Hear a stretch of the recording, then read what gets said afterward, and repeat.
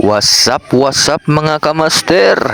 For today's video, gawa tayo ng DIY bonsai na ang gamit natin ay baliti tree. So yun mga kamaster. So keep watching mga kamaster. Ay, sige. Kanang dong, ako sa pudog dong kay murag nagkagabi na dan balik ako. Ito mo wa ning di na. Eh, mura man tag paano kan. So lagi na. Di na balik. O kay na. Dili kay mabalik ning kuan. Indutan. Ano Bara ba? Wire sun wire ni. Kanang kuan na balik. Yan. Kami ko na yung tanong. May isang bayan ni.